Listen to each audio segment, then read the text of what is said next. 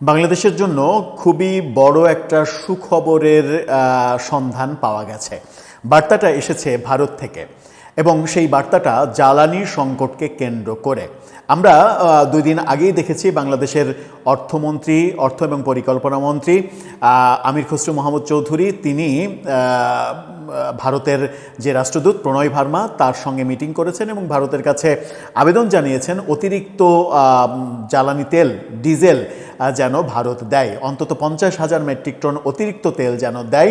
এবং প্রফেসর ইউনূস সরকারের আমলে, শেখ হাসিনার আমলে তৈরি হয়ে যাওয়া যে পাইপলাইন, তেল আমদানি করার পাইপলাইন, সেই পাইপলাইন দিয়ে প্রায় 2 লাখ টন যে জ্বালানি আসতো বছরে, সেই 2 লাখ টন জ্বালানি বন্ধ করে দিয়েছিল ভারত প্রফেসর ইউনূস সরকারের আমলে। সেই বন্ধ হয়ে যাওয়া পাইপলাইন আবারও চালু হচ্ছে এবং সবথেকে বড় খবর সেটা হচ্ছে বাংলাদেশে প্রতি মাসে ডিজেল যা প্রয়োজন তার চাইতে বেশি ডিজেল প্রতি মাসে ভারত দিতে রাজি হয়েছে। এর চাইতে বড় সুখবর আর হতে পারে না। কিন্তু সেই সুখবরটা যখন এসেছে তখন এই প্রশ্নটা আসতেই পারে, ভারতের প্রধানমন্ত্রী কি এনসিপি নেতাদের অনুমতি নিয়েছেন এই ঘোষণা দেওয়ার আগে? এনসিপি নেতাদেরকে জিজ্ঞাসা করেছেন যে বাবা, আমরা তেল দিতে চাচ্ছি, দিল্লি থেকে তেলটা ঢাকায় যাবে, এই তেলটা কি আমরা দেব? তোমরা যদি অনুমতি দাও তাহলে আমরা দেব, যদি আমরা তোমাদের অনুমতি না নিয়ে তেলটা দিই, তোমরা যদি রাগ করে আবার আমার 7 সিস্টার্স আলাদা করে ফেলো তাহলে তো আমি বিপদে পড়ে যাব। সেই অনুমতিটা কি ভারতের প্রধানমন্ত্রী নিয়েছেন? কিংবা বাংলাদেশ সরকার যে এতে রাজি হলো, বাংলাদেশ সরকার যে এই আমদানিটা করবে, সেটা কি এনসিপির কাছ থেকে ছাড়পত্র নিয়েছে বাংলাদেশ সরকার? কারণ এনসিপি তো প্রফেসর ইউনূস সরকারের আমলে জাতির অভিভাবকে পরিণত হয়েছিল, এখনও সেই অভিভাবকের মতোই তারা আচরণ করে যাচ্ছে। যখন ভারত থেকে তেল আনছে সরকার এবং এই বিপদের সময় যখন ভারত আমাদের পাশে দাঁড়াচ্ছে, তখন ঢাকা না দিল্লি, ঢাকা ঢাকা, সেই স্লোগানের কি হবে? কিংবা 7 সিস্টার্স আলাদা করে ফেলা, চিকেন নেক উড়িয়ে দেয়া, ভারতের দূতাবাসের ইট খুলে ফেলা, এই ব্যাপারগুলো কোথায় যাবে? কি হবে? কোনো একটা বাজে পরিস্থিতি তৈরি হবে? কিংবা ভারত থেকে তেল আমদানির এই সিদ্ধান্ত সরকার নেয়ার ফলে তারা কি রাজপথে নামবে সরকার পতনের আন্দোলনে? চলুন একটু আলোচনা করে দেখি সুখবরটা কি আসলো, এর ফলে সরকার বিরোধী আন্দোলন আবার দানা বেঁধে ওঠে কিনা, আবারও সেই একই অভিযোগ ওঠে কিনা যে ভারতের দাসত্ব করছে বিএনপি আওয়ামী লীগের মতোই। থাকবেন পলিটিক্স টিভির নিয়মিত আয়োজনে।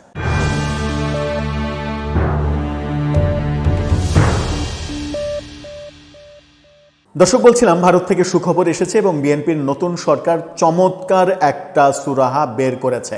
ভয়াবহ যে জ্বালানি সংকটের ব্যাপার আমরা দেখছিলাম, পাম্পে পাম্পে গেলে যে ভয়াবহ অবস্থা বিরাজ করছিল, এখন পর্যন্ত যে ভয়াবহ অবস্থা থেকে আমরা বেরিয়ে আসতে পারিনি, ঠিক সেই মুহূর্তে এরকম সুখবর যে ভারত থেকে প্রতি মাসে 15,000 টন জ্বালানি তেল আসবে।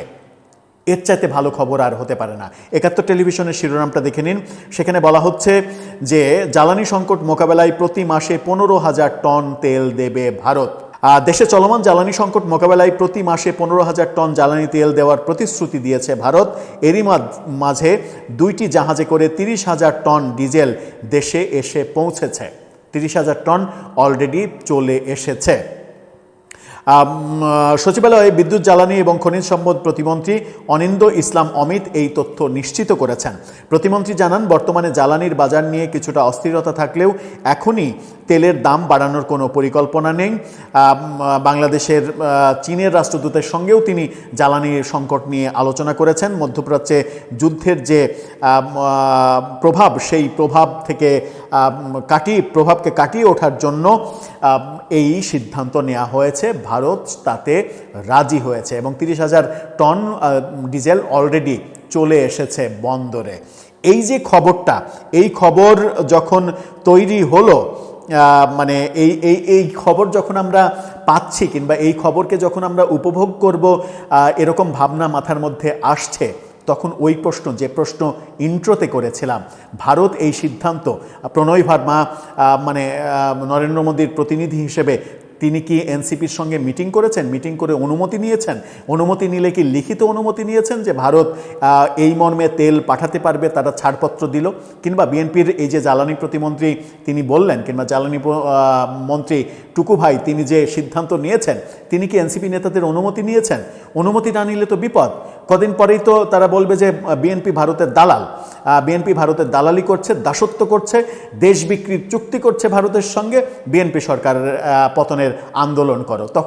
তখন কি হবে? আমার মনে হয় যে তার চাইতে আগে ভাগে অনুমতিটা, এবং তাও লিখিত অনুমতি, এবং তারা সার্টিফাই করবে যে এই মর্মে মানে সার্টিফাই করা যাচ্ছে যে বিএনপি সরকারের বিশেষ অনুরোধে আমরা আপাতত এই সংকটের সময় কয়েকদিন ভারত থেকে ডিজেল আমদানির অনুমতি দিচ্ছি। ব্যাপারটা মেটিকুলাস আপনার কাছে মনে হলেও ব্যাপারটা সেদিকে যেতে পারে। আপনি কবে না সুর শোনেন যে বিএনপি সরকারের বিরুদ্ধে এক শ্রেণীর মানে অতি উৎসাহী রাজনীতিবিদ তারা বলে বসছে যে বিএনপি ভারতের, আওয়ামী লীগের দেখাদেখি বিএনপি ভারতের দাসত্ব করছে, ভারতের কাছে দেশকে বিক্রি করে দিয়েছে। দর্শক, আপনার মতামত জানিয়ে লিখতে পারেন আমাদের কমেন্ট বক্সে।